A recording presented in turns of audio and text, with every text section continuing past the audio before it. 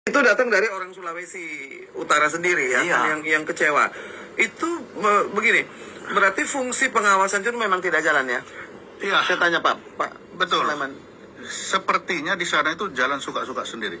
Karena tadi kan di Pulau Sangir, itu kan Pulau Sangir. Sekarang ada satu pulau lagi, Pulau Siau. Oh, tempat asalnya Eliezer. Ya, Iya. ya, betul. Di Pulau Siau itu makam dari leluhur saya.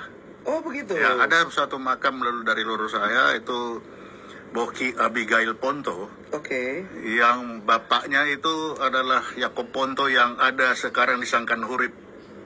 Raja Yakob Ponto yang ada di Sangkan Hurip. oke. Anaknya itu adalah Abigail Ponto, permaisuri. Tiba-tiba kuburannya ini dipindahkan tanpa pemberitahuan kepada keluarga. Kok bisa? Nah, itu dia. Sudah dilaporkan ke polisi, Polres. Sampai hari ini tidak ada tindak lanjut. Hanya dipanggil, ditanya bulan Agustus, September kemarin. Sampai hari ini tidak ada tindak lanjut. Kita sudah menulis surat, keluarga saya menulis surat kepada Ombudsman untuk meminta bagaimana Polres Siau untuk menindaklanjut ini. Tapi tidak ada tindak lanjut. Nah, nih. Ini ada kebuntuan hukum ya kalau saya lihat ya Ya. Pak ya. Kayak polisi nakal mengadukan kepada, kita adukan kepada Propam. Sementara kalau Kadif Propamnya seperti Sambu, ini yang terjadi ya kan.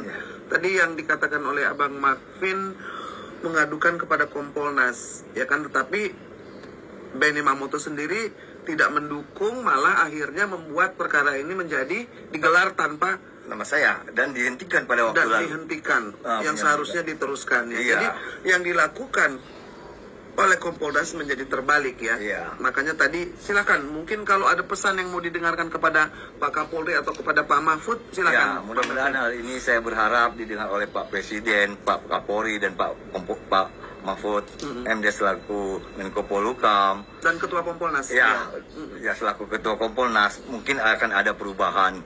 Karena atensi Pak Kapolri saja saat ini yang langsung dari Pak Kapolri yang sudah berjalan memangnya, tapi tahu-tahu mandek lagi.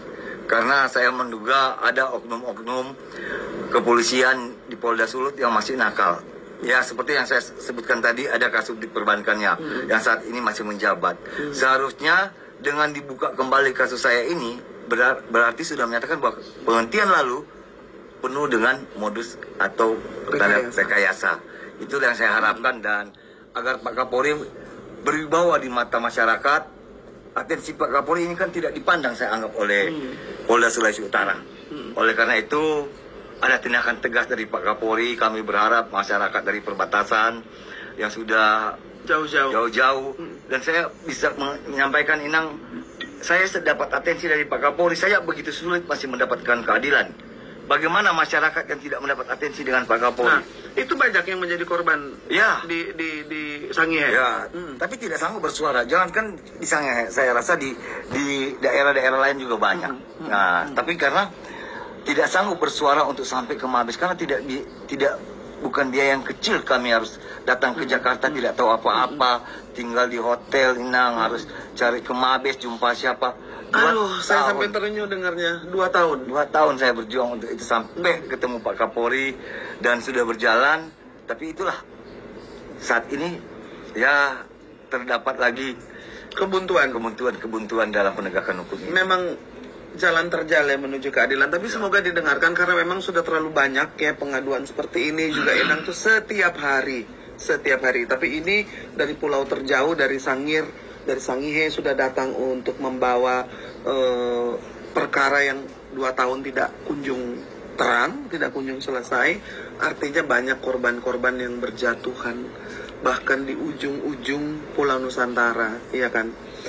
Pak Ponto, apa yang ingin disampaikan untuk penutupan? Ya, karena Sangir ini adalah wilayah yang di perbatasan, Pulau terluar ya, pulau yang terluar sana, terjauh di perbatasan, yang penuh dengan keterbatasan, betul. yang sekarang selalu dibatasi.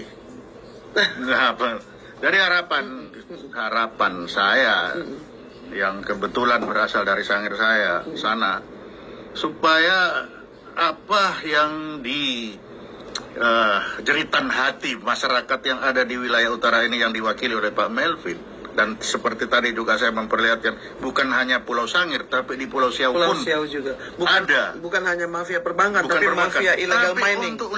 di Sangir ada illegal mining. Dan hanya yang tidak illegal mining, illegal memindahkan kuburan.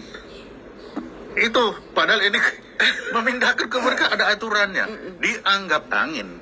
Nah, inilah mohon kebetulan sekarang seperti ini.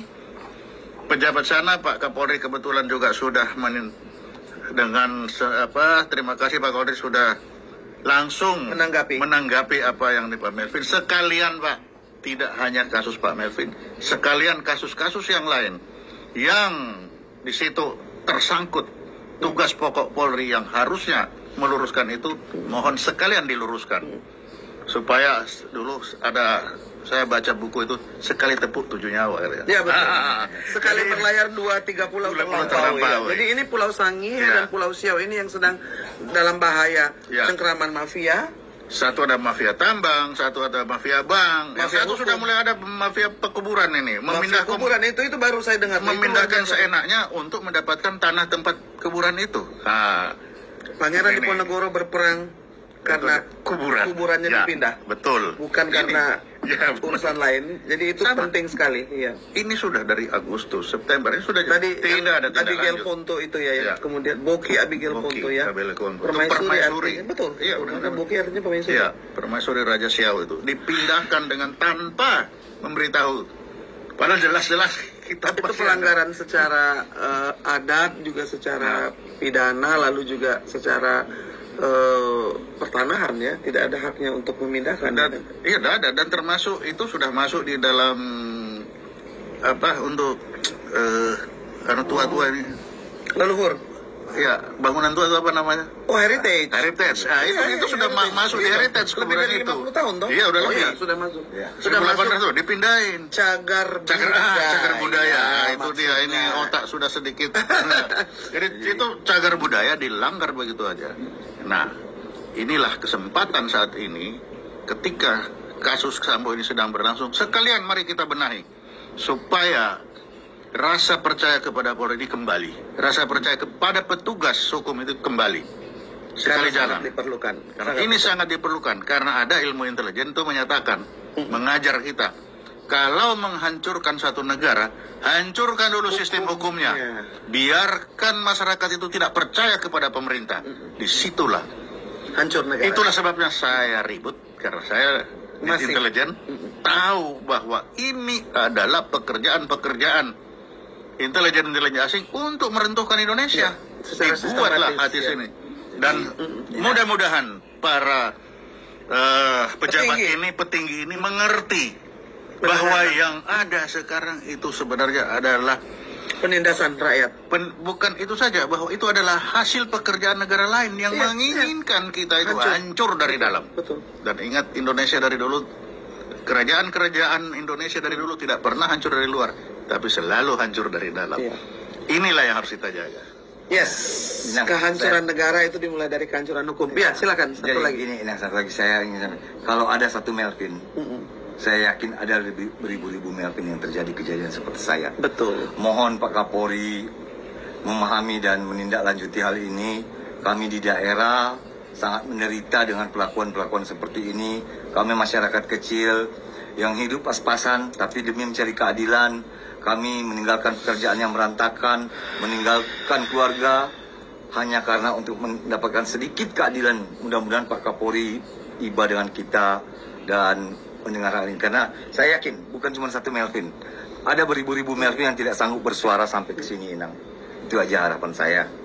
Semoga, karena saya sendiri juga melihat bahwa saking begitu banyaknya, saya merasa bahwa ini podcast ini menjadi seperti oase di padang pasir. Sudah tidak tahu mau kemana lagi. Sudah tidak tahu mau kemana. Paling tidak ada satu yang bisa mungkin melegakan ya Pak Melvin ya.